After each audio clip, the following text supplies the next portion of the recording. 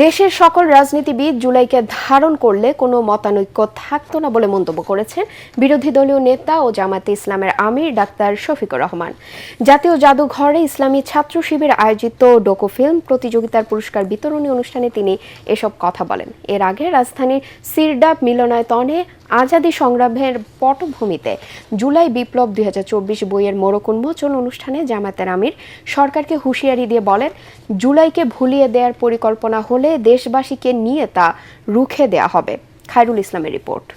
জীবনের বিনিময়ে জুলাই শাহবাগে জাতীয় জাদুঘরে জুলাই ডকু ফিল্ম প্রতিযোগিতার পুরস্কার বিতরণী অনুষ্ঠানের আয়োজন করে ইসলামী ছাত্র শিবির। অনুষ্ঠানে প্রধান অতিথি ছিলেন বিরোধী দলীয় নেতা ও জামায়াত ইসলামীর আমির ডাক্তার শফিকুর রহমান সহ দলটির শীর্ষ নেতৃবৃন্দ।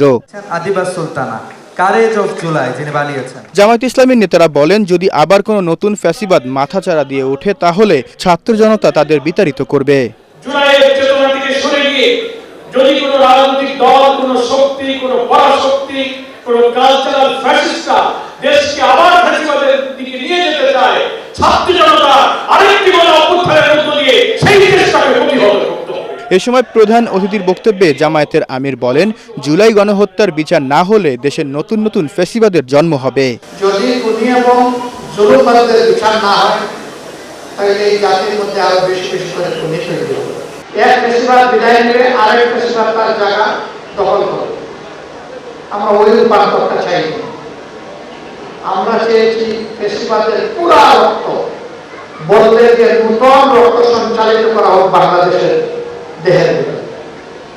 আমরা সেই পরিবর্তনের বাংলাদেশে চাচ্ছি এবং এর জন্য অনিবার্য হয়ে উঠেছে গণভোটের পুনরায় বাস্তবায়ন, জুলাই সনদ হুবহু বাস্তবায়ন। এর আগের রাজধানীর সিরডাপ মিলনায়তনে আজাদী সংগ্রামের পটভূমিতে জুলাই বিপ্লব 2024 বইয়ের মোড়ক উন্মোচন অনুষ্ঠানে ডাক্তার শফিকুর রহমান বলেন, 5ই আগস্ট যারা শেখ হাসিনার বিদায়কে মিরাকেল বলেছিলেন তারাই এখন অভ্যুত্থানের ভাগ বাটোয়ারায় ব্যস্ত। জুলাই যোদ্ধাদের গায়ে হাত দেবেন না। যে জুলাই যোদ্ধাদের কারণে আজকে আপনি সরকার, সেই জুলাই যোদ্ধাদের চোখগুলা কেড়ে নেবেন না, হাত পা ভাঙবেন না, এক ফোঁটা রক্ত ঝরাবেন না। আধিপত্যের কাছে কখনো মাথা নত করতে রাজি নয় জামাত, এমন হুঁশিয়ারি দিয়ে জামায়াত আমির বলেন, এদেশে ফ্যাসিবাদ স্বাধীনতা পরবর্তী 54 বছরে ধীরে ধীরে ঝেঁকে বসেছে। যদি ঝরান এটি হবে চরম নিমক হারামি হবে।